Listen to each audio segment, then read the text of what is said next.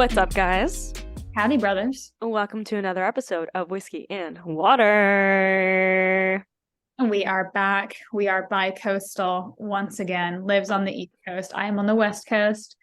Missing her, but she comes out here on Wednesday, so very excited. Yeah, we're bi-coastal bitches right now, but not for long, brothers. Along. We are headed to Hawaii next week. I'm like forgetting that we're going to LA first. In my head, I'm like, Hawaii Wednesday. And I'm like, no, LA Wednesday. And then we go to Hawaii Friday.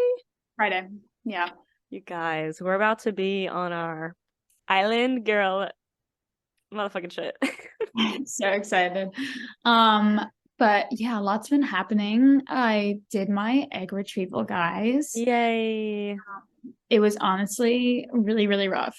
I was on the struggle bus for quite a bit, for like a solid week. Actually, today marks 1 week since the retrieval. And I'm like finally, thank God, feeling like myself again. Everything went well. It's just the recovery. I don't know what it was about it this time, but the recovery just like really fucked me up, like just mentally and physically. Everything was hurting. It was like really hard to breathe. Like everything was taxing. And then like that kind of translated into like work guilt because I like wasn't showing up and we had a busy week. And like, so like mentally that started fucking with me pretty bad. But I feel like I'm finally like getting out of the woods and just feeling better. And I'm just like so thankful for that. And I'm always so grateful to like feel myself, Mm-hmm. you know what I mean? Yeah, like at the end of a funk when you can see the light at the end of the tunnel and feel that you're like returning back to you. And you're like, I can see it's me, Jessica. Yeah, lots happening, you guys. On today's episode, we have on our girl Kate.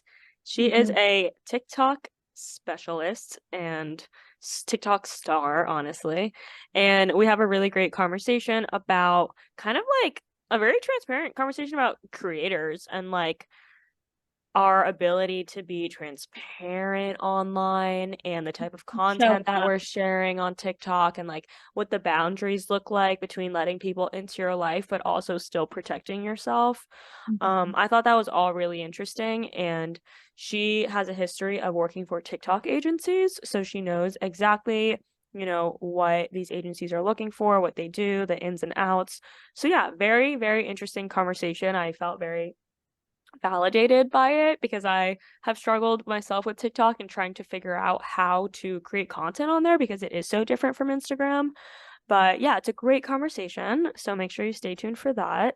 But before we get into that, we're gonna do our little catch up, our high low, our pro tip, all of our segments. Start us off with, I mean, I feel like we kind of did a little catch up. Other than eggs, do you have anything else to share? Yeah, I mean, I'm here in LA. I've been here for a few days now, and I'm just, guys, you guys know like what happened with the Airbnb and like kind of like how that situation played out, and kind of just like dealing with the pressure of having two rents and like feeling like I potentially want to spend time out in LA, but also like, I have my house in Fort Lauderdale. It's like, but I don't want to take on two rents, so like I think responsibly it would make the most sense to like rent out the LA place, but it's also like I want to spend time there and I can't necessarily rent out the Fort Lauderdale house because it's like I don't even know if like the lease allows it, and it's like it's like my home and you kind of can't rent out your home just because you have so much like personal shit there. So it's like, yeah, I didn't even think about that. Yeah, no, I can't. I would have to like move a bunch of shit out. So like logistically, like I'm kind of in between a rock and a hard place right now. And I just think I might have to, make some tough decisions that, I don't love, but are really like my best option without, continuing to put myself in a rock and a hard place. So just been dealing mentally, kind of just running in circles and trying to figure out what I want to do. And I feel like, this time here is, allowing me to get a little bit of clarity on what that's going to look like. But yeah, it's been pretty like just mentally taxing figuring things out. But, it's a season. So, but I finally, I like have been laying low all week again, just because I like have not been feeling good. And yesterday was kind of like the first day that I like really did things. And like I went thrifting, which is like my fucking favorite thing to do. And I ended up hanging out with my friends at night, and I didn't drink, which felt really nice. And, like everyone was Nice. drinking. I still had such a good time, like dancing and just like laughing. And it was just really good. So it's been a good weekend thus far. What about you, brother? Love that for you, bestie. Ketchup. Did the fall boxes this week. That was super fun. Yeah, I'm so sad that I wasn't there for it. We have really great brands in there this time. And I mean, we had great brands last time too, but I'm hoping like every time that we do it, it is even better and more profitable. But it's such a fun process. It was a bit of a bitch, because it's like they're these big physical boxes and there's a lot of volume, like there's 20 of them. So that was kind of a bitch figuring that out, but so exciting, and it's like one of the most fun things that we do, so that was really fun. And then other news, I literally canceled all my art basel events this week, so we love that for me. Love that for you. And I really like it was such a debate, but I knew when I woke up having anxiety about going to these events, I was like, I need to listen to this. Like, there's Yeah. a reason I woke up with anxiety thinking about like this. And Yeah. also with stories and stuff, I'm like, I can just live vicariously through everyone's stories for the events that I was supposed to go to and just watch them. And like, I'm not missing out on anything. Like, I'm there. And I just saved myself a 4-hour drive. And So it's like, as much as I like love art, it's not about the art. I'm simply not an art connoisseur. It's just not about the art, And and no event is I'm worth not gonna the do it. struggle. Yeah, like 2 hours in traffic, like you would have to be paying me an exorbitant amount of money. Um, but yeah, Yeah. no FOMO, no art Basel FOMO. Everyone's like, oh, you came to LA for art Basel. I'm like, when you're a Miami veteran, just like you simply don't care anymore. No, and after Brothers last year, after our Art Basel experience, I'm sure you guys remember the story. We literally were in the car for 2.5 hours. We were all so car sick and hungry and like hangry. We were like, we need food. Where's the closest food? We went to Topgolf. We walked into Topgolf with our dresses, our heels. We had ourselves a night, and then we went home. So like literally, it was just like it was a flop, and I was like, I'm not doing that again. I simply refuse. Yeah. So yeah, proud of myself for that. Like, go me. Love that. And that was like a great decision. We love like listening to ourselves and honoring like our higher selves versus our like lower vibrational selves who are worried about FOMO and like looking cool and wanting to put stuff on our stories. So that's a Love. win. A win's a win. All right. High and low? I guess Yeah. so. My low, I just had a mental breakdown. It's all good in the hood, but sometimes, it'd be like that. It happens. I got so overwhelmed by like just different relationships in my life, and then I sat down and we went to record, and like something had happened. I got a text that just really like broke the camel's back, and I just started crying, and I had to like have a good cry sesh, and Tyler helped calm me down. And I have to say, like, a lot of times my frustrations come from arguments with Tyler, but I am so thankful, and I will never take for granted the fact that once he like gets over himself and his ego, is such a good listener, and he can sit down and hear me and like kind of like help me through my like mental challenges, my like, just the challenges in my life. And like, I just really won't ever take that for granted that he will hear me. So I feel a lot better after that. That was my low though, definitely. And then my high is that we got a Christmas tree this morning and that we're going to Hawaii next week. So excited. So excited. I I'm need, excited. it's been gloomy in LA. Like it's actually raining right now. It's rained like multiple days while I've been here. And I I'm like, know, I've heard. I don't need this. I need sunshine. Yeah, for sure. I'm like so excited to like not wear sweaters. No, yeah, I'm so excited. I'm a little nervous because I don't want to work and I feel like we have to work. Like it's just like the nature of what we do. Like we have to be available for our team at Mood and what's going on with the course and stuff. So we do have to be available. But I just want to neglect everything for a week and go off grid. Heard. I mean, I'm hoping that we can kind of like, I think find we will. Yeah. Anyways, what's your high and low? My low is like other than like recovering from the eggs, is that I agreed to get dinner with my friend tonight. And did I tell you about this? No, but I just know it started funny. And guys, I didn't realize that I was fucking roped in to a goddamn promoter dinner. Oh no. Horrible. Like, No. how dare you do that to me? Okay, It explain to the brothers what a promoter dinner is for those who don't know. Okay, yeah, true. A lot of people actually don't know. A promoter dinner is essentially, it's pretty straightforward. There's a promoter, and they basically get paid to bring a group of girls to a restaurant, and everyone eats for free. But it's also like, which sounds great, right? In theory, right? Um, but you like typically don't get to like order for yourself. Like it's family style, and like there's a bunch of randos, and like it can be a very sceney thing. And it's like I've very purposely removed myself from the scene. Um, and yeah, so like we like, so my friend is like, yeah, it's gonna be me and like one other friend. Like he just names another friend. I'm like, okay, perfect. Like bringing a random friend, like I'm cool with that, right? He's like, the reservation's at 9. I should have known when the reservation was at 9 o'clock at night. So we get there, and I see a few other like girls standing around, and I'm like, he's like, and then like I hear them say the guy that we're waiting for his name. And I'm like, oh, I already know what I'm getting into right now. So I was kind of upset about that, because I was like, he didn't like mean to rope me into it. Like he didn't need to bring me there, my friend. He just like neglected to mention, you know what I mean? Yeah. And so like I ended up leaving like halfway through, and I honestly didn't even give a fuck. I like literally Oh no, I the ate. way I would have been like, gotta go. Bye. I mean, the restaurant looked fire, smelled fire. I was like, let me get my bag real quick. Let me like, eat some food. And Yeah. I did. And I didn't even wait for dessert. I was like, hey, with the eggs, I'm not really not feeling good. And I dead ass left 30 minutes in. Like, Yeah, for sure. It's just like not fun having to like have small talk conversation with random people that you don't know in like a loud ass restaurant. It's just not I ideal. was yelling. My voice was going out, and it was tiring. And like the promoter was like on his phone the entire time, like on Twitter. Wait, was your friend the promoter? No, Or no, that he was was a your friend. friend's friend? Yeah. Gotcha. Like the promoter is like on his phone the entire time. So it's like, yeah, I couldn't even make it into like a networking opportunity, because I was like, Yeah. you Like know what I you're mean? just sitting there. Yeah. Love that. I'm like, I'm way too old for this.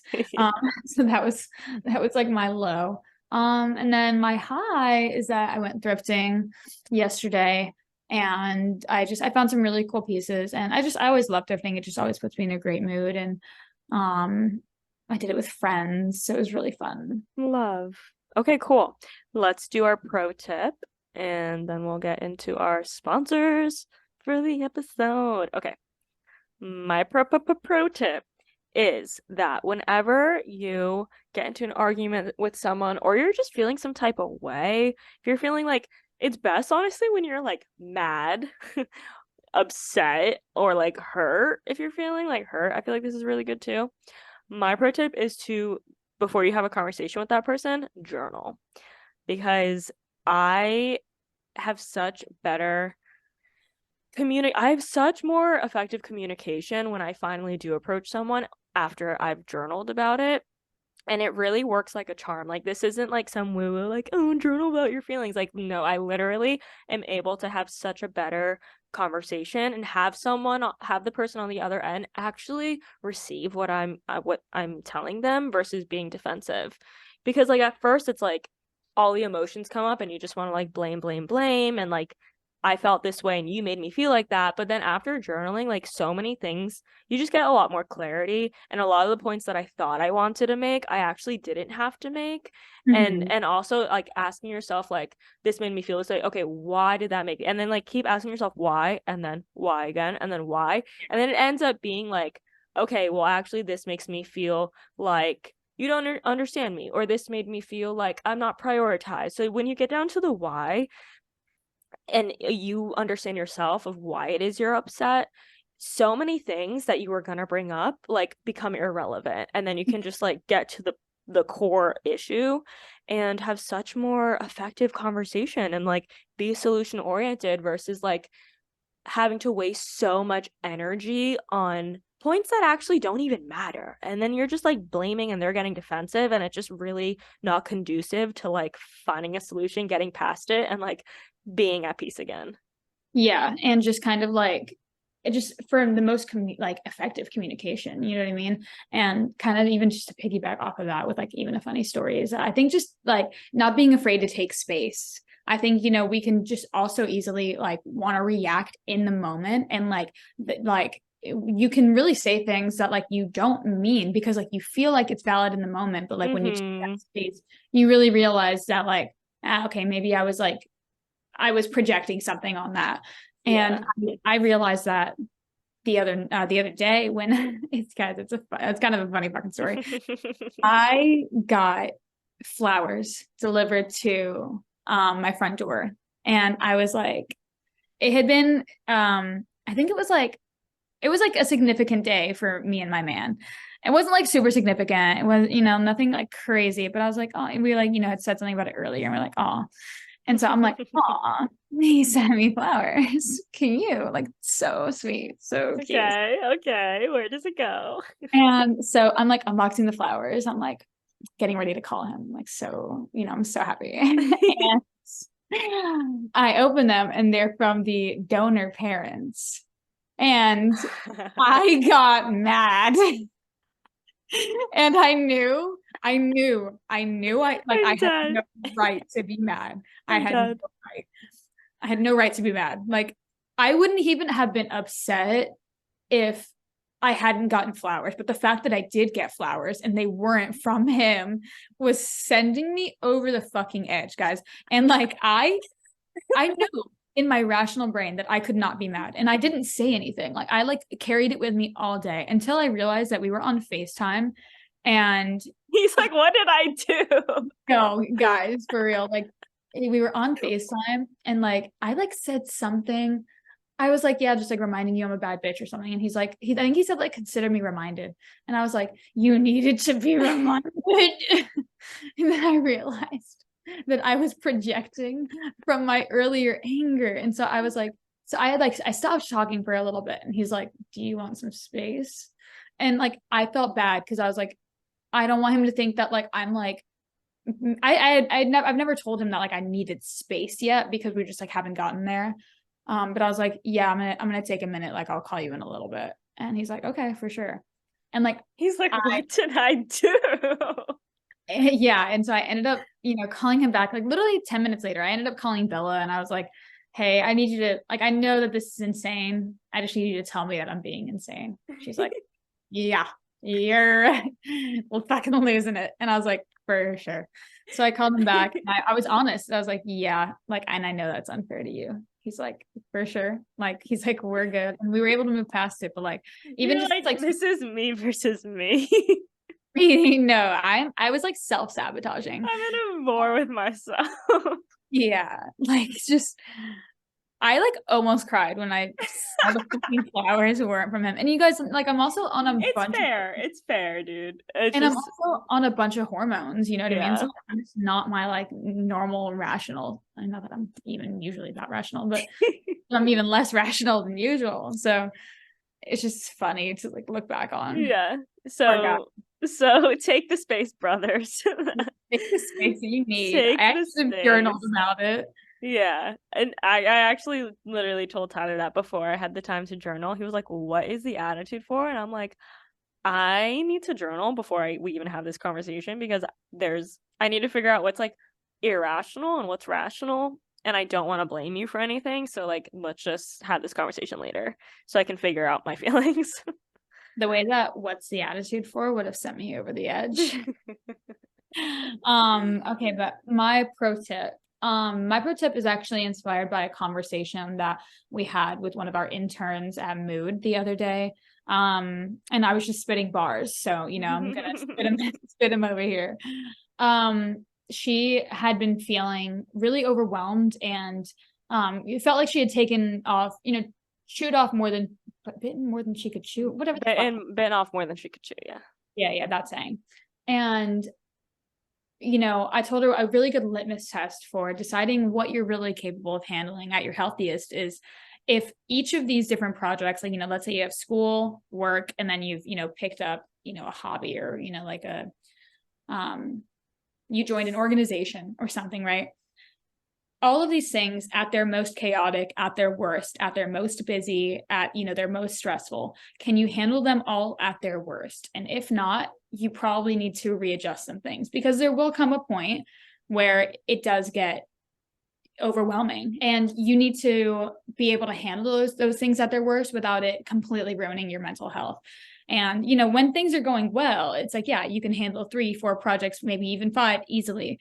But you need to know that you can handle these things, you know, at their worst, and make sure that, you know, things don't start slipping through the cracks, which is, you know, what happened. She, you know, began to miss some meetings, and, you know, we were just like, hey, you know, we know that you're super ambitious, and, you know, we love that about you, but you know, sometimes it can be a blessing and a curse.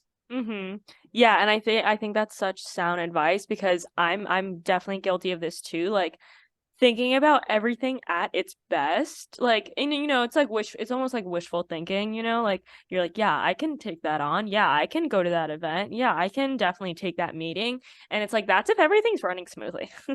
And that's just not reality. Like, especially when you're juggling multiple projects, we often say it, like, we're constantly putting out fires with the agency, with the podcast, with, you know, our assistants, with everything. Like, there is just things that need more attention, and it's a little bit harder than what you think it's going to be, like, always, all the time. So I think that's just really, really great advice, is almost just like, expect things to not be smooth sailing, and just be prepared for all of your interests to be taking up more than you originally allotted for. And, like, can you handle all of that at the same time? And is your mental health in check? Yeah. And you know, it's like I almost felt bad like getting on her for missing the meetings, because it's like I know that like she She's doing her wouldn't. best, yeah. Yeah, she is doing her best. Like she wouldn't miss the meetings if everything was going well. But it's like, Mhm. you know, and it's like we never try to be the bad guys, and that's, you know, really just a part of leadership. And something that we've been trying to navigate is like, how do we both give people grace and also hold them accountable, and also not let ourselves get walked on. And, you know, it's just It's definitely, interesting to navigate. yeah, it's such a fine line, and I think we do a really good job at it. I feel like we could even be more confident in it, but I think there's a way to there's a way to have the conversation that isn't like, "You suck, you fucked up," and is more how we approach it, of like, we're telling you because we know you can do better, and we want you to be better, Yeah. and we are looking out for future you who can't make these mistakes in a real job, you know? So I think that's like the best way. Like, I know if I were on the other end being the intern, I would be like so thankful that that's the approach, versus like a boss making me feel like absolute fucking shit, and like I dropped the ball and like I fucked up. It's like, there's just a way to say everything. And I think our generation especially is just like more nurturing with how we give constructive criticism, because we understand that, like, there's a lot to take into consideration. Everyone has, you know, a lot of stuff going on.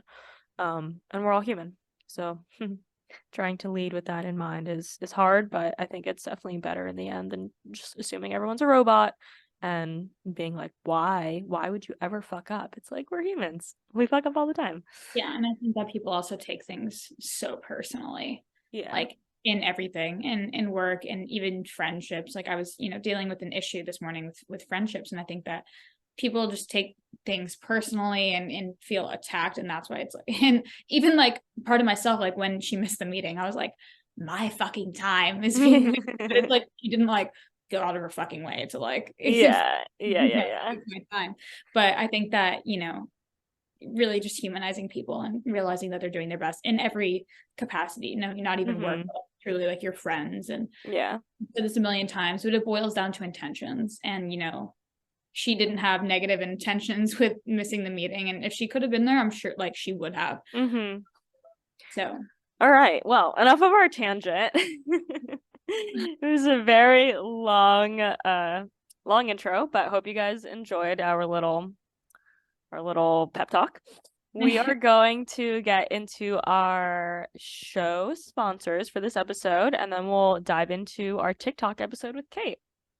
all right, guys, bringing back by Rosie Jane once again. We love them so much. We can't just stop talking about them. Um, their new scent, Dolce, still raving about it, guys. It's so good. I love using it. It's so rich. It's such a like light yet like striking vanilla scent. And I really even love it as a room spray. I think it's just like my new signature scent. It's like vanilla, nude musk, hinoki wood.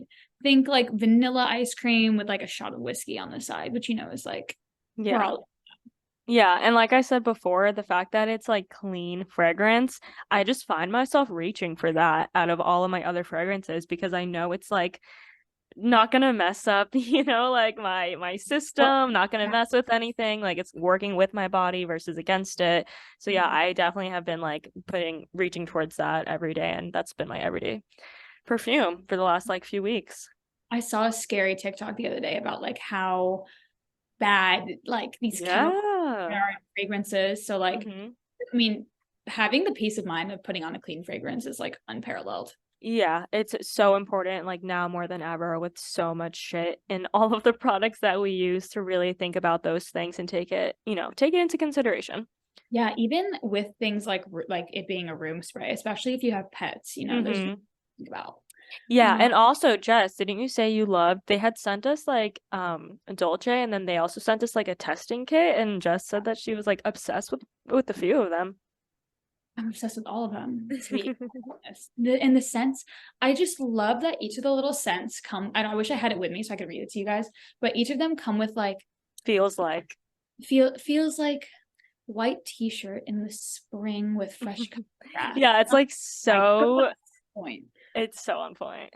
It's so on point. So definitely, and especially with the holidays coming up, that's such a good someone get them clean fragrance. Not to mention it's like beautiful and aesthetically pleasing, so it like looks so nice on my dresser. It does. All right, guys, we're gonna get into our next sponsor, and as always, we'll leave the link in our description.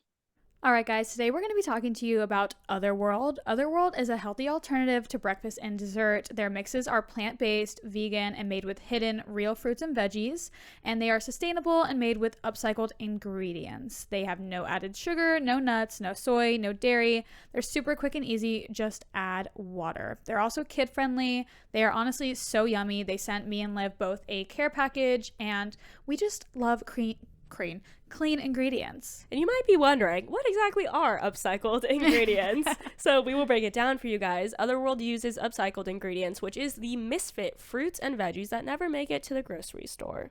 Cute. Yes. No fruit left behind. Love it. So every mix you buy actually helps tackle food waste, and we absolutely love that. They also source locally, measure their carbon emissions, and offer carbon neutral shipping. They're honestly an amazing company, guys. If you guys want to try them out, use Whiskey and Water discount code for 15% off. You guys know we got the hookup, and try them out. We will also have some, like their link and our discount code in the show notes if you guys want to check them out there. Yeah, get some yummy stuff, you guys. All right, we're going to get into the episode.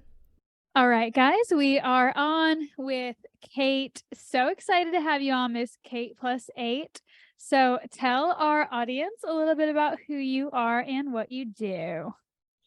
Hey guys, so basically I do strategy for TikTok for different brands, companies. I do TikTok myself as well.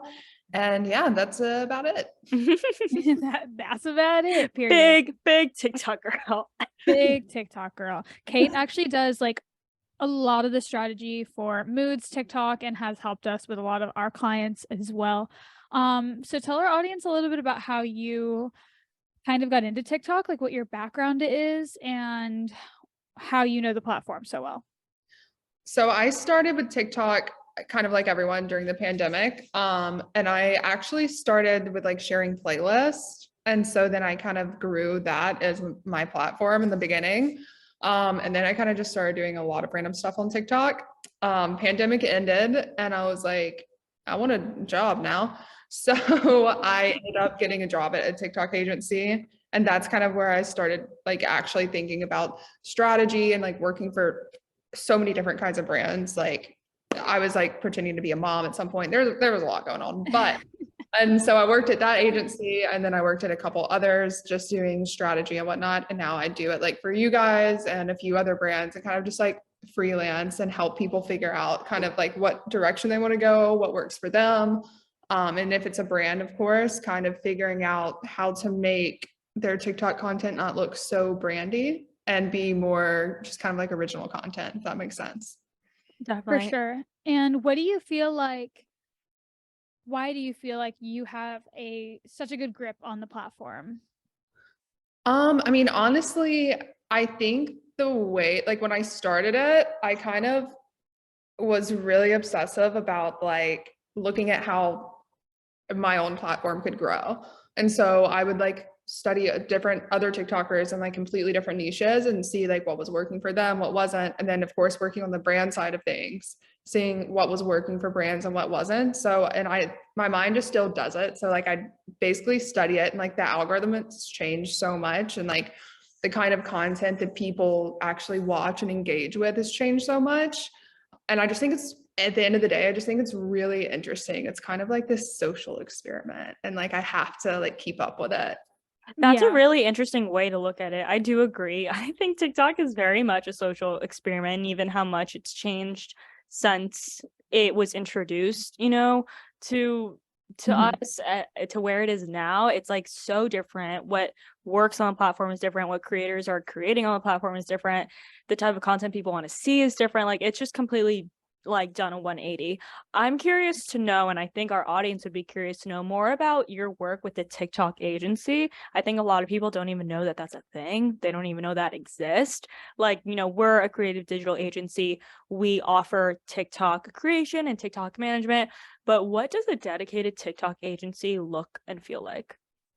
Oh, that's a great question. So when you work for a TikTok agency, basically a brand comes to you and they say, like, we have this budget and here's what we want. And so it can be, some people just want ads, and then some people want original content for their page and ads and influencers and everything. So it kind of depends on what they want. But working at a TikTok agency, it depends on your position, but you could have like 3 clients at a time, or you could have 10, and they can be just a completely different spectrum. So what we would do, like at my first one, it was mostly just making original content for all these different brands. And so us as a team would come together and strategize. We'd have different people kind of heading different brands, but we would all work together to figure out, like, share different strategies, share trending sounds, what we think would work well for a certain brand. And there's usually like a 3-month period where you're just kind of like throwing shit at the wall and like seeing what sticks.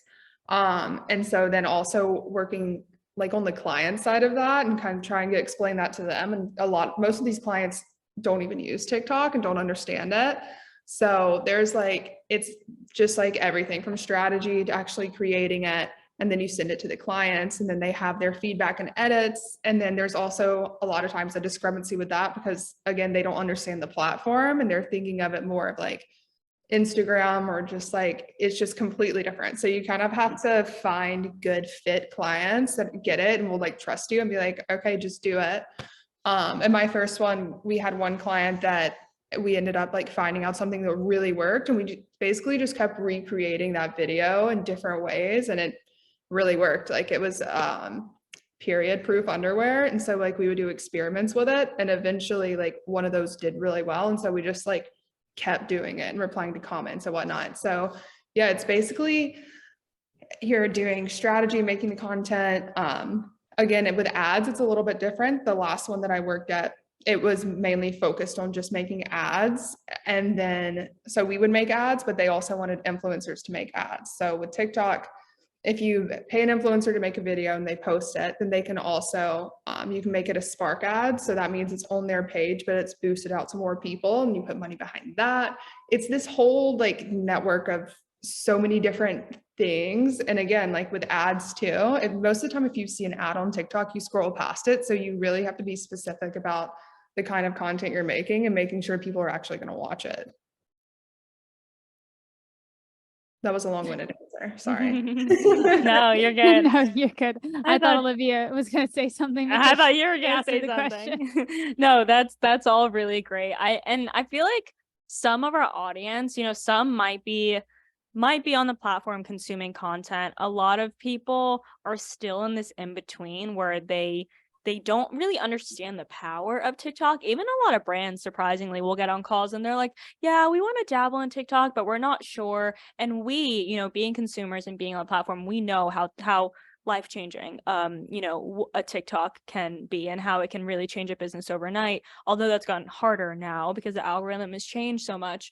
But what would you say, like, if someone didn't know what TikTok was, how would you I'm curious to know how you would explain it to them, or how you would explain, like, the power behind it. Yeah, okay, two things. Number one, I feel like as a brand or anyone starting TikTok, you can't just like dabble in it. You have to go like full force. You can't just like post a few things here and there. Like it kind of has to be, you have to be really focused about it and post a lot of content because it's going to take a lot of trial and error to see what works. But explaining, just if I had to explain TikTok like to a pilgrim, To a Yes, pilgrim. exactly.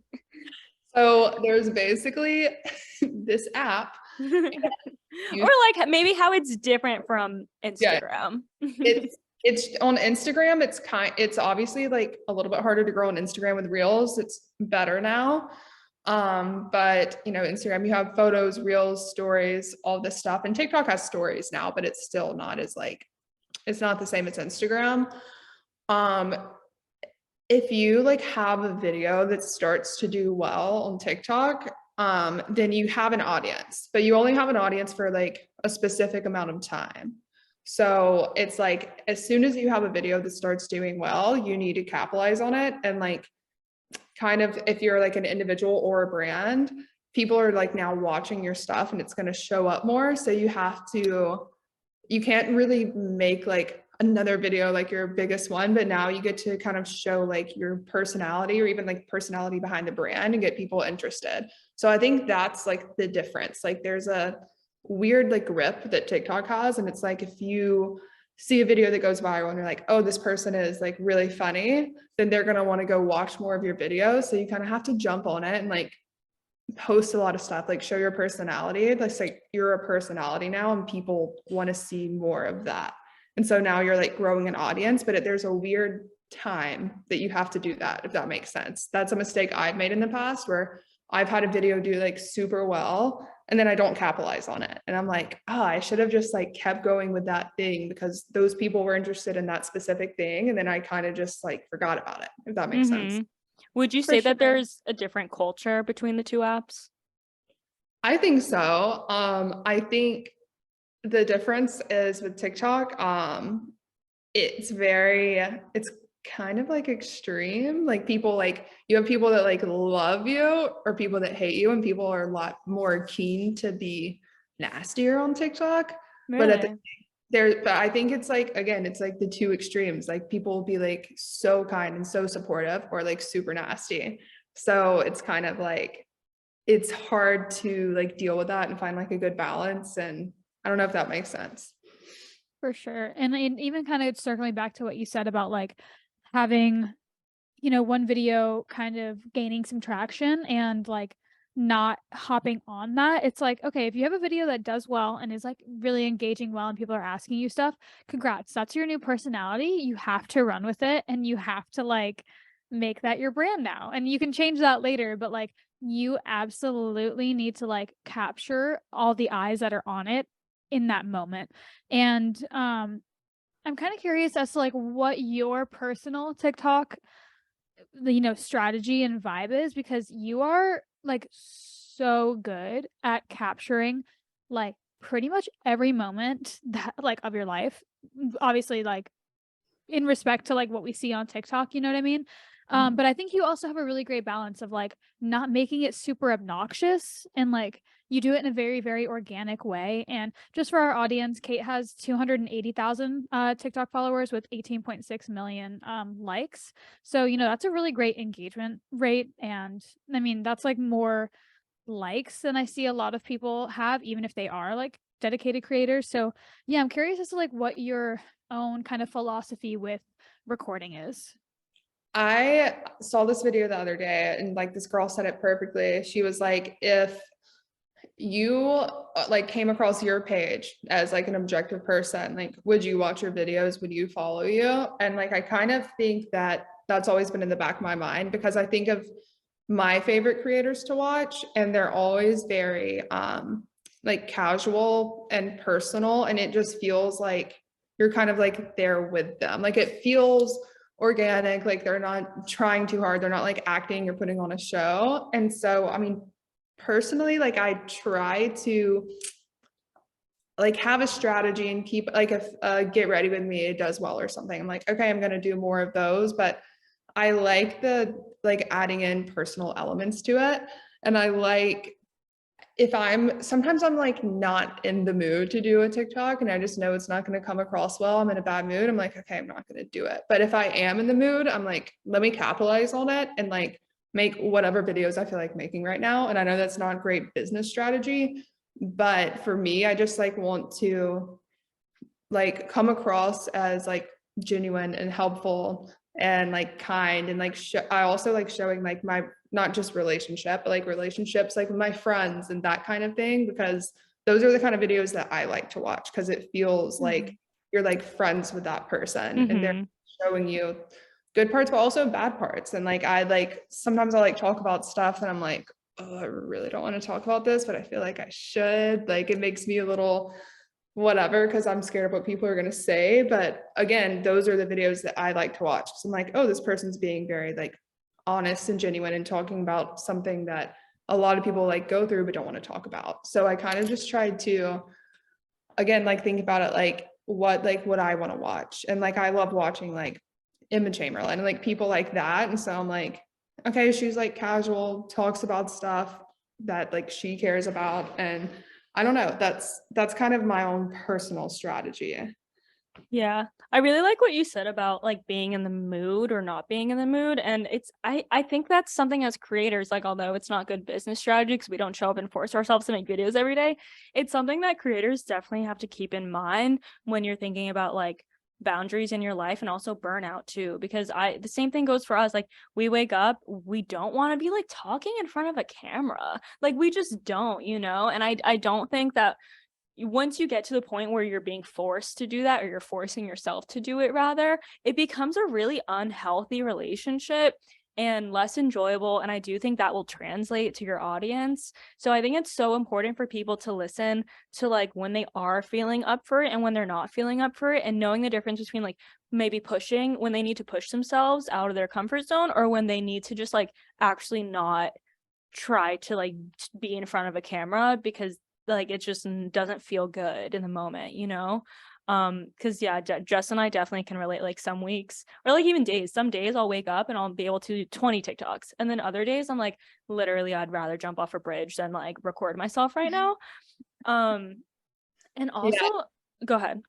I was just gonna say like on that too, sometimes I'm like, again, it's you kind of have to know your own boundaries. Sometimes I'm like not in the mood, but if it's like again, like get ready with me and like whatever, if it's like a fun video that I know is gonna like I'm actually going to enjoy making and like editing, because I also truly like enjoy the editing process. If I'm like, okay, I know I'm gonna make this and like yeah, I don't really want to right now, but I know it's gonna make me like feel good to like make something and put it out, then I'll do it. But some days it's just like there's a lot of stuff going on or you're in a bad mood or whatever, and it's like if I like keep doing this like every day, I'm gonna burn out. So you kind of it's a weird like thing you have to figure out, like when to take a break and when to just be like, I know this is gonna make me feel better, so I'm just gonna do it. Yeah, that's so true. Go ahead. How do you feel about like the content that you share and like choosing how vulnerable to be? Because we had a conversation on the podcast a couple weeks ago that kind of like shed some light on this for us. And it was like we had on this guest, her name was Rachel, and she was kind of talking about like sharing, like she doesn't share things that she can't really necessarily handle criticism about.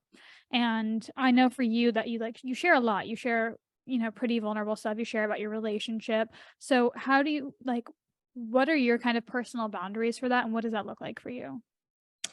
So I know that when okay, so I know when I share, like say I'm like talking and it's a like, it feels like a conversation or like a talk about something that's personal. I know people aren't gonna actively criticize me like in the comments, but I know like things in my relationship, I know I'm gonna get criticism and certain comments and whatever. And to be completely honest, sometimes it doesn't bother me at all. I'm like, I don't care, but it's just like anything with any day, right? Like sometimes the smallest things will bother you and sometimes they won't. And like, if I'm having a day where something's bothering me, I just block people. Like, I'm just like, again, like I kind of think of it in like, this is like my house. If you wouldn't walk into my home and say this to my face, then I'm going to block you. Like, so, but I do like, and I have some weeks where like, I'm not going to share anything that I feel like really vulnerable because I'm just like, I just can't handle it right now. So again, it kind of just depends on like how I'm feeling with certain stuff. And if it's something it's like, if I'm like, I should share this because it will actually help people, even if I'm going to get criticized for it, then I just do it and like, whatever. Yeah, I think it's really hard to know. And this conversation, I feel like is starting to be talked about more as creators, with TikTok, it's we get rewarded for being more vulnerable, right? It's people can relate to us more, the content performs better than it does on a platform like Instagram. So it's opening the doors for creators to really let strangers into their personal lives and into their like mental space. And I think it's important that we have these conversations about boundaries, being influencers and like sharing so much personal content because, for example, like I have had like in the past, I'm like, okay, I need to share more like real content about me and like things that I'm actually struggling with, right? And then like I'll have a mental breakdown and I'm like, ooh, I should make a TikTok about this while I'm crying. And then I'm like, no, I shouldn't because that's fucked up and I shouldn't like Sick in the head. and I shouldn't like capitalize off of my like poor mental health right now. Like, but then it's so fucked up. But then I see that content doing so well, and I'm like, that I should not be thinking about trying to monetize my mental breakdown. Like, where do you draw the line? Is my question. You know what I mean? Yeah, I agree.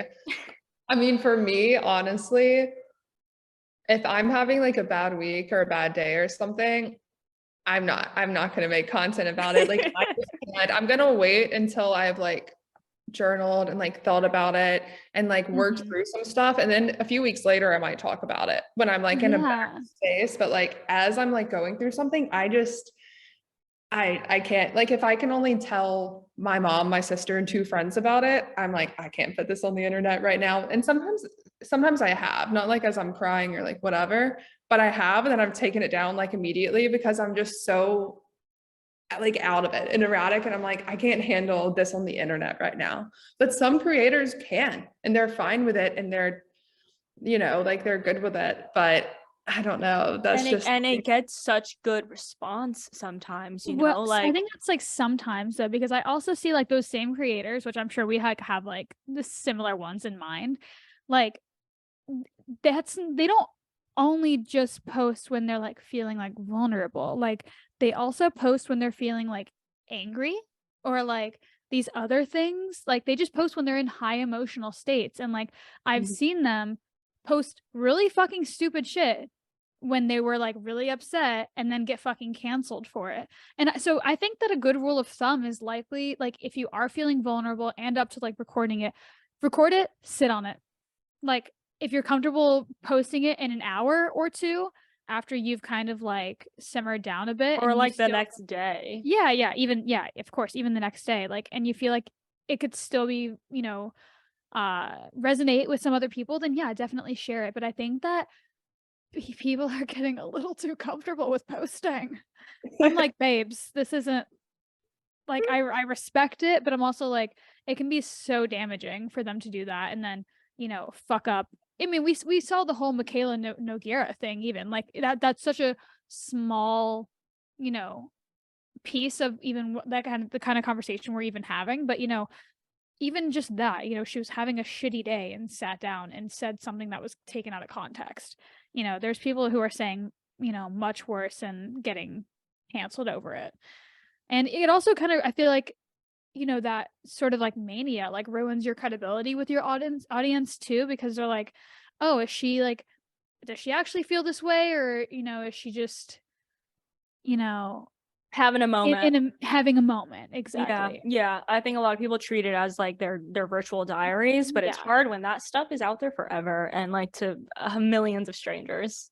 I Yeah. also think too, like I see some creators and they'll like respond to like say like they're doing really well and like I've never seen anything negative around them, and then they'll respond or make a video about some like negative comment or negativity, and I'm like, I wouldn't have even known this if they wouldn't have talked about it. And then it kind of, I'm not saying it takes away from like their credibility, because I'm like, girl, I get it. Like, how many videos I have of those in my drafts? Like I probably have 100 like responses to comments, and I'm like, at the end of the day, you just like have to, like in real life, like, you're not going to engage with someone negative unless they're like really impeding on your boundaries and messing up your life. But it's the same thing. It's like, it's kind of like there's a balance between like being reactive and then actually being open and vulnerable.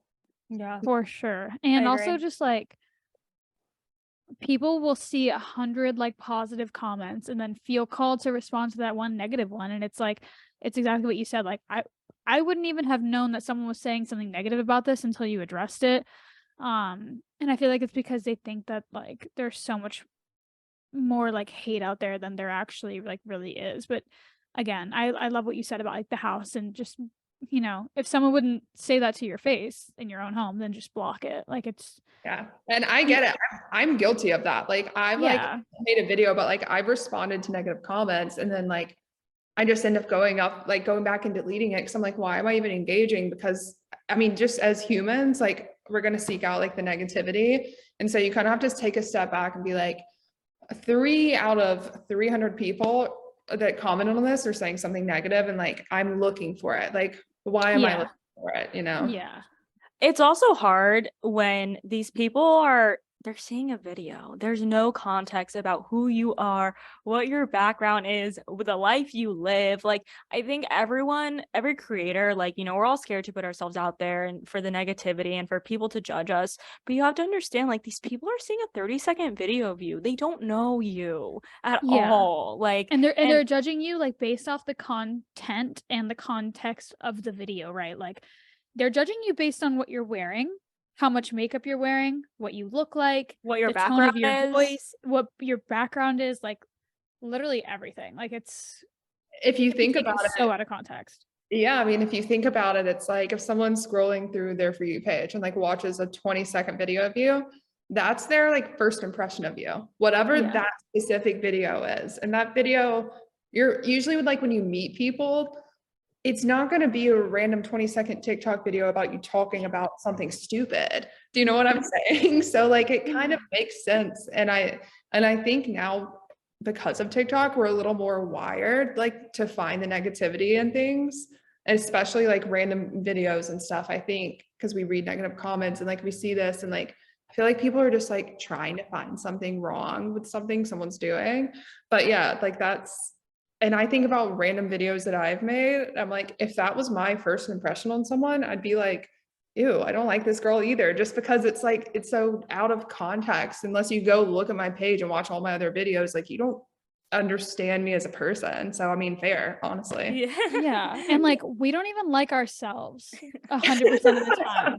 Like how could we expect someone else to like us 100% of the time? You know what I mean? Like we can't expect have grace with trolls. That's what we're saying. I think so. Maybe I'll stop blocking people as much. Yeah. I mean, give trolls grace 2023. I mean, no, it's really about even just giving ourselves grace. If someone, chooses to pick apart something that's like on one of our videos, or chooses to pick apart like how we have presented ourselves in that moment, it's like, okay, maybe this, like, I just picture like, even like if Kate made a TikTok in that house and was like talking about, her shitty day, someone would get on that fucking page and be like, yeah, you're crying in your $1 million fucking house, and it's like not even yours. You're just in your friend's house that she rented, and like, you know what I mean? Exactly. So it's like, yeah, and so yeah, we can still choose to block people like that, but we can also not choose to take it personally at all, because like they don't know the fucking context, and we have the power ultimately to let it affect us or not. I know easier said than done, but at the end of the day, if you guys are struggling with that, like, just remember, the power is in your hands, you know, like, and you're not always going to be everyone's cup of tea. Like, that's just the reality of the situation. And the sooner you come to terms with that, the better off in life you'll be. And especially as a creator, if this is something you guys want to pursue, like, the sooner you understand that to your core, in your bones, the better you will do, the more successful on the platform you will be, because you have to be willing to put yourself out there. There's no other way to do it. I have two analogies for TikTok. Yes. Number one, so someone said this about something completely different, but you know, we know how TikTok is. We know how people are. Like, you're not going to go into a haunted house and then like cry about getting spooked. Like, you know, like what you're signing up for. Yeah. You know? And the other thing is like, it's like the blue hair analogy. It's like if I was like, Olivia, I fucking hate your blue hair, you'd be like, I don't have like blue. Like, what do you mean? So if someone says something negative about you that isn't true, it's just like, okay, like, like, it's not true. But if someone says something that resonates with you a little bit, maybe look into it. You know? There you go. And guys, if that haunted house analogy sounds familiar, it's because I said it on a podcast like a few months ago, because Kate told me, and I was like, that's so fucking true. Like, you can't expect to go into a haunted house and not get spooked. So true. Merch. And I even no, wait, run it. Let's run it. And I even love what you said, Liv, about like not being everyone's cup of tea. I think that that was something that I learned really early on, just about like my personality in general, was like, I didn't like, I really struggled with the concept of like people not liking me. And then I just realized that like people are allowed to like not like me. Like, I'm allowed to like, you know, be myself and not be everyone's cup of tea. Like, I don't have to be liked by everyone. And I feel like that's such an important thing to remember if you're trying to be a creator and trying to like, you know, share on different platforms. Like, you don't have to resonate with everyone. You just have to resonate with like, you know, a few people that, you know, really enjoy and love your content, and create for them and create for that niche. I agree. And going off of that, like, also some of my favorite people and favorite friends are people that have personalities that they're not everyone's cup of tea. And that's because they're being completely themselves. Do you know what I'm saying? Yeah, it's like accepting someone's like fatal flaw, right? Like, I think about this all the time with like Olivia and I's like group of like influencer friends. Like, they each have such unique personalities, and like I could definitely see like why someone else would fucking hate them. You know what I mean? Like, because like I fucking hate them so and so they're gonna like listen to this and be like, what the fuck? But I also fully like, I deeply understand that with myself too. Like, I like, if someone came up to me like after like meeting me and having like a 30-minute conversation and was like, you know what, dude, I really just like, I don't vibe with you, I'd be like, so fair, bestie. So fair, so true. I respect that. I get it. And like, you know what, like, I'm so deeply okay with that, because like I enjoy my company, and like I'm not out here like changing my personality for you to like me. Like, I don't give a fuck if you like me. Like, and I think that that's so important. And that, like, I feel like that's how we have such more like such richer friendships too, and relationships, is really accepting people. And you don't have to like love everything about them, but you do have to love the fact that they are authentically themselves. Agreed. Snaps, bestie, snaps. I completely agree. And even on like the creator side of things, if you're really authentically yourself, even like, because we think about like, we're so blind to numbers now just because of how the world is. If you have 300 followers and those 300 people like ride for you, that's 300 people. You know what I mean? So if there's put all those people in a room. No, exactly. Or like, because we get so blind to numbers, and I'm like, oh, this video did so bad. It only got 20,000 views. You know how many people 20,000 was? Do you know what I'm saying? Like, yeah. things like, we're just so like, I don't know, but I really enjoy some of my favorite creators. A lot of people like love them, but a lot of people don't. And I think when you're like truly yourself, look, 2 Chainz once said, if you ain't got no haters, you ain't popping. So, I mean, that's just words to live by. Put it on my gravestone. Put it on my gravestone. You have to. I'm getting it tatted. Me, you and my mom will get it tatted because she says it all the time. That's hilarious. Mama's Yeah. fight. But you know what I mean? It's like people are gonna love you, people are gonna hate you, and like you can't take it personally at the end of the day. Like as long as you feel good about yourself and what you're putting out there, and even if sometimes you don't, at least you're like, well, that's me, then it's fine. Yeah, Yeah. we used to say that about the podcast all the time too, because like we are in similar boat where we were like, why don't we have more listeners, blah blah blah. But then we look at our numbers and it's like there's consistently hundreds of people showing up every week listening to us talk shit into mini microphones, and like that's crazy. You know what I Yeah. mean? And like we would always say, like, imagine that many people in a room. Like we'd literally get down on ourselves. We'd be like, fuck, why aren't we popping off? Why isn't this happening? And it would be like, imagine this many people in a room. That's a fuck ton of people listening to us talk for an hour. Like that's amazing. We should be proud. But based off of that, I would love to know how you navigate not caring about numbers when everything is so analytical and so, what's your engagement percentage? Like, how do we as creators, especially with the algorithm changing, how do we not let that discourage ourselves?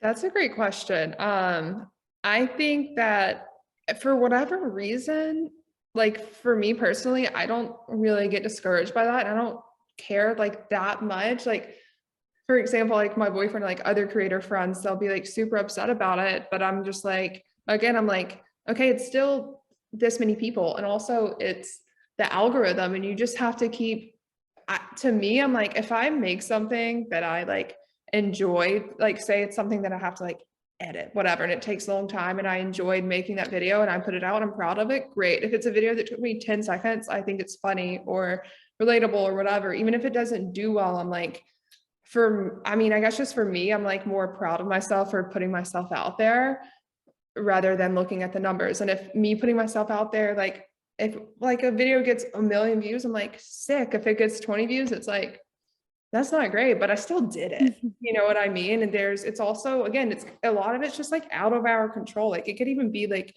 a great video, it just wasn't pushed out to the right people, or, and like maybe you repost it one day and it does great, but at the end of the day, it's like, it's all again, just trial and error and seeing like what works and what doesn't. But for me, I'm like, well, I really enjoyed making that. So like, I'm proud and like, I'm going to leave it up. Like, I'll take a video down if I'm like, man, I didn't really even like making or like doing that anyways, whatever. But, it's more just about, I think personally, like being like, I made this, I'm proud of it. Like, I'm happy about it. So, and people that maybe a lot of people don't see it, but people that like follow you and actually like really watch your videos, like they kind of get you.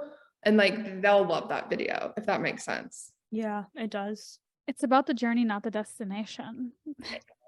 Yeah, no, I actually saw this TikTok the other day that was talking about like, the content, there's content you make for your audience who follows you and knows you already, and then there's content you make for strangers to reel them in and to get them to follow you. So I think even keeping that in mind, I was like, oh yeah, fucking duh. Like you can't, if anyone's starting on the platform or creating content on the platform listening, like don't just focus on the stuff that's gonna try to go viral. Don't just focus on trying to hit the For You page. Also make content that is nurturing the audience you already have. Like you want to make sure you're showing them love and attention too. Exactly. Those are like, it's like your friends. Do you know what I'm saying? So it's like, why would you not, like these people are already like here for you and want to see the kind of content that you've put out in the past. So if something doesn't like do well or like go viral, it's like, well, it's still there for them and you're still getting them content. And like, I don't know. I just think it's like, why would you neglect the people that are already there for you? Yeah, they're the ones who are already invested in you. Yeah, and content doesn't have to go viral for it to be Quality and for it to be useful. And like I did this like sad get ready with me like a few months ago, and like a lot of my current followers commented on it and were like, I love this, like do it more. And I didn't because it was vulnerable. But like they appreciated it, and like that was enough for me, like at least like totally. they watched it through and like they found value in it. Like, and honestly, thank God that shit didn't go viral, because it wasn't for that, you know what I mean? Yeah. But it was for my current audience to, see where I was at. And yeah, I think that still makes it valuable. totally. That's And my I, favorite content from people. yeah, sad girl content. And also I think it is just understanding that this is the nature of social media. Things are gonna flop and then things are gonna do really well. And I think it's like, like obviously we seek validation in these numbers. So I won't lie, it is nice when something does well because it's some sort of like, okay, I'm doing the right thing, content I'm making is working. So it's nice to get that, that bump every now and then. So when you do, milk it, just enjoy the high and then get ready for the next video to flop. Like that is just the nature of what we're doing here. So like just don't be surprised, I guess, by things not performing as well as you think they should. Yeah, like why would you go into a haunted house and not expect to get spooked? Period. Exactly. But I mean also too, just randomly, but I've had videos I'm like, oh, that flopped. And then randomly a month later, it just like jumps up and gets 100,000 views. So like, you don't even know, like you thinking something flopped, it actually may end up doing really well. So like, you don't know. And again, like if you think about it, like you're like, get ready with me, Jess, like if 5 people connected with that and it was like, wow, that made me feel like really seen, or like I feel like I understand her better, that to me, like that's more important. I don't know, like it's for the business side of things, yeah, not great, but just it's more important to me that like people are like connecting with me and again like feel like seen and or feel comforted or feel like, yeah, like it's not just me going through this. Do you know what I'm saying? For sure. Yeah, because that's real influence, I agree. think we're all trying to make a difference actually, like beyond just like promoting a skincare product, and it's in those videos that we truly will make a difference in someone's lives. I agree. I would love to know, if someone were to start a new TikTok account tomorrow, what would be like your best advice for them? I know it's a loaded question. No, I know. Me personally, I would say like just based off what I've seen, I would say treat it like no one you know is ever going to see it, and just no one period's ever going to see it, and just make videos you think like you like enjoy making, like think about like your close friend story on Instagram or like your private snap story, like genuinely just like videos like that, or like whatever kind of things you like making. I would do that. And then if it does start doing well, try to keep that mindset instead of being like, oh, well, this person's seeing it, like whatever, because that's kind of how TikTok started. And then it kind of turned into something else. And now we are seeing new creators that do treat it like that. It's starting to do really well. But that's also, I think too, I think TikTok's great, but I don't think it should be your only thing. So like for me, I don't have a YouTube channel. I don't have a podcast. But I think TikTok is a really great way to show like short snippets of things, and then say, if you have a podcast or a YouTube channel that's more in depth and feels more personal and you like talking and having conversations and you can drive people to that, I think those two things paired together is like amazing. Not us not promoting our podcast or YouTube channel on TikTok ever. I know. We literally don't promote anything ever. But you also should, because I see like podcast clips all the time on TikTok, and like I enjoy those, and I'm literally like, oh, I'm gonna go listen to that like all the time. Yeah. We're working on it. All right, Erin, our intern, we're working on it. Yeah, Erin, come on. Step it up. Please help. And then I feel like once you do, again, like with TikTok, you can show little snippets, but people don't get like the full story, and then they get the full story through something else. Yeah. And I think that's I don't know. I really like that with different creators that I've seen. And they might not have a huge following on like their podcast or YouTube, but if you really like this person, you're gonna go watch that or listen to that. And again, it's just more in depth and it's like a real community. I would love to know if you have any like pro tips for actually creating this content. Like I feel like we covered a lot of great grounds for like mental wise, like like getting into the game and like the right mindset mindset to be in. But like for example, I was struggling with actually making the content because I like didn't have enough content creating tools. Like I didn't have a good tripod, I didn't have a good light. So it's like little things like that. I'm like, oh, if I just like get a better light, I'll be more enticed to make content, and then I'll like make more. So I would love to know if you have any like tips like that for actually just knocking out content throughout the day and being consistent about it. Yes. So I am the same way. Like if I have crappy lighting or whatever, I'm like, oh, well, I can't do anything. So Yeah. set yourself up. So get a tripod that's, for example, I have one and it like collapses and gets really small, but it's a very simple tripod. You just set it up, and like the thing at the top, it can be facing you. Like you can face it downwards. It's so simple and just easy to use. I think something like that, that's simple and you can make it really short, really tall, whatever. And then my like favorite thing that I have this clip that goes on the back of my desk, and it has this little cord and you can connect your phone to it. And then the other clip has a little mini ring light, but it's on the back of your desk and it's just there, and you can just put your phone on it and start recording. And so you can just do it during the day, or like if you want to make something at night, it's so easy because it's right there and you Send me the link. have it set up so for it to be perfect.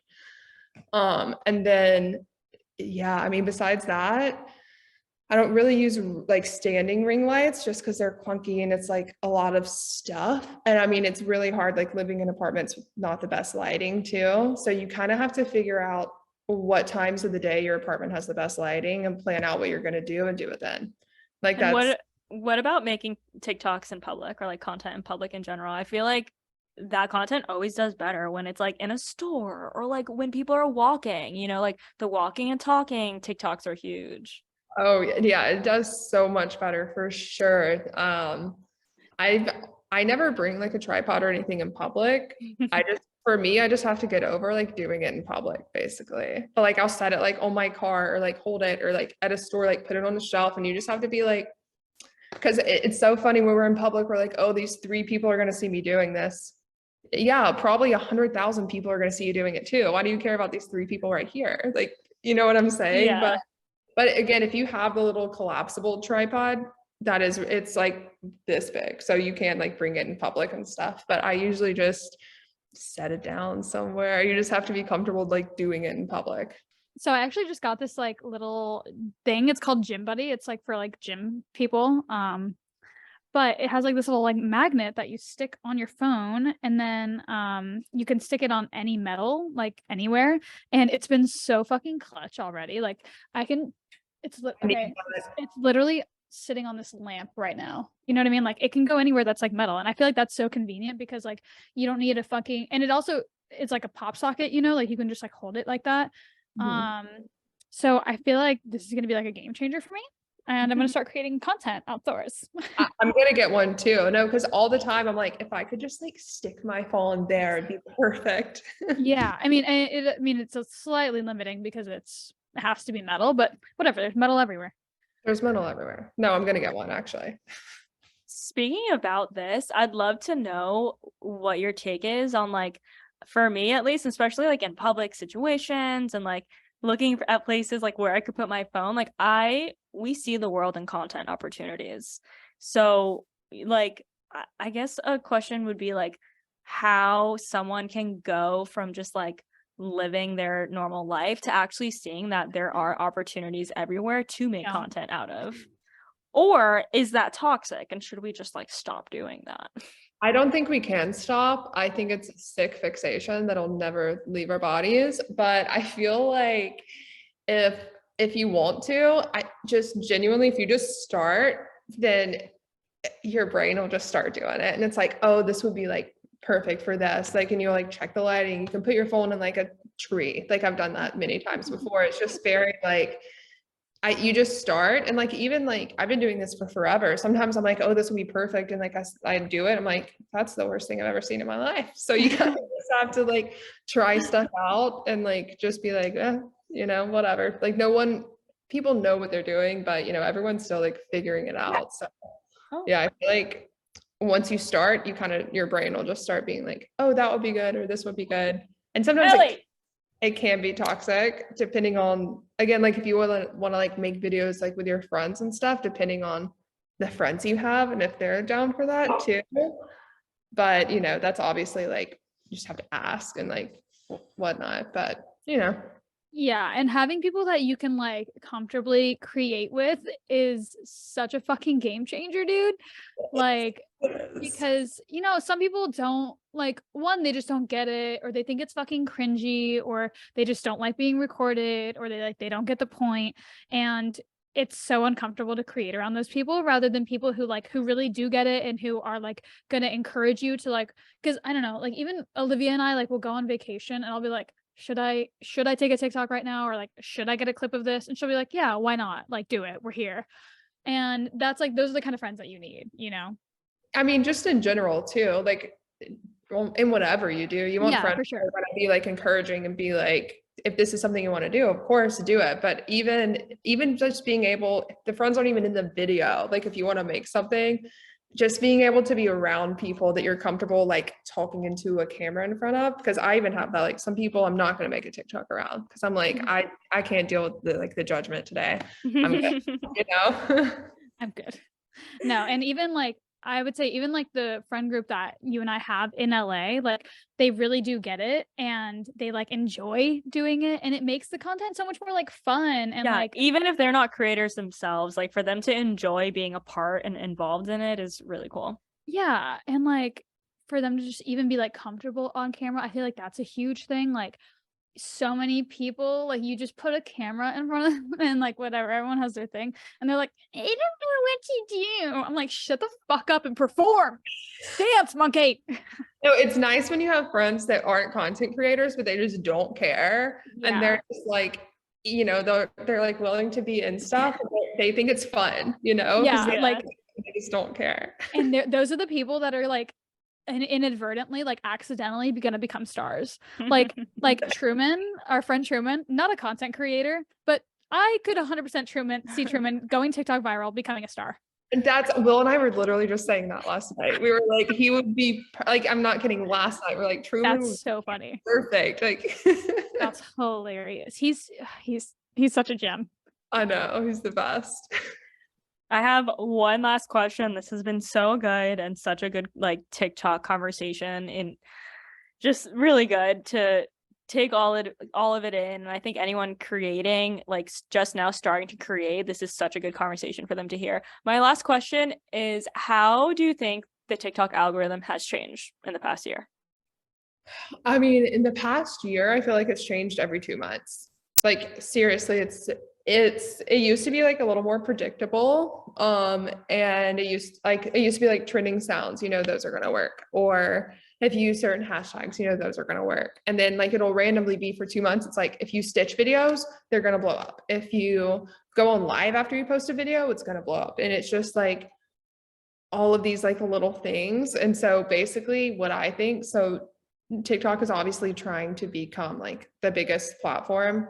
So whatever they release, whatever new like feature or filter or anything, that's they're gonna push that. So if they, you know what I'm saying? So like they just like the voice filter thing right now, and how exactly, because popping off.